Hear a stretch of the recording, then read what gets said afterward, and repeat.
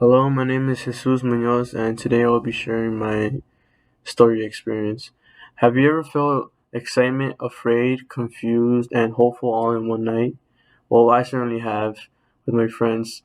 My racing experience with my friends will make you appreciate the small, joyful pleasures in life. When I went out racing with my friends, we beat random strangers in modified Corvettes, had a catastrophe going faster than anyone should have, and fixed it all to get home. Me and my friends planned to go race with Julian's car and Alex's car. Julian had a C7 Corvette and Alex had a C6 Corvette. I rode with Julian because I wanted to see his new car that he recently got, and we all agreed on racing 3 times.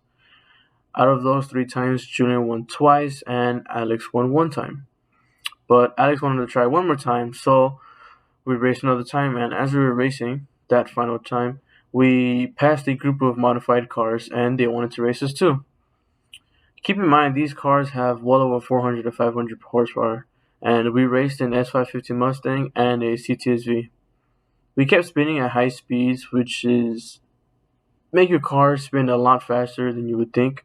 You would go to the left or to your right, which is very dangerous going at high speeds. And racing with that kind of horsepower can bring you up to 120 miles per hour, which is very dangerous. We lost to the CTSV because it had a 6.2 liter V8 with a supercharger on top of it.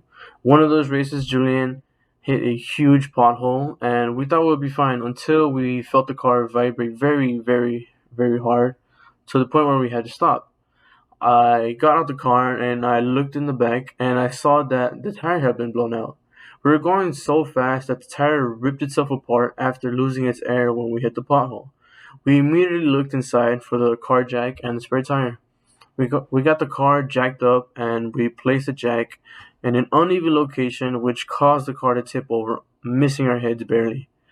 We called Alex to get a better jack, but we realized that Julian's wheels had special wheel lock nugs that need a special lock socket for it to be able to take off. It was so late at night that no store would be open, and we didn't have a way to take off the wheels so we can get home. The group that we raced earlier pulled over to see what happened, and they had an exact lug nut that we needed to take off the wheels. So we called Alex to come back with the jack, and things started looking a little bit better for us. We jacked up the car to make sure that we put the wheel struts under the jack so we don't get any mishaps like what happened earlier. I unbolted the wheels off the car and I saw that a piece of the tire was wedged up in the fender well. I showed Alex and we laughed it off because it could have been a lot worse. Julian put the spare tire on and we torqued it down to its specific factory specifications. The car had a few minor scratches, but overall nothing really happened to it. After a long night, I reflected on how much I had fought my friends despite being placed in a dangerous situation and something awful happened to us.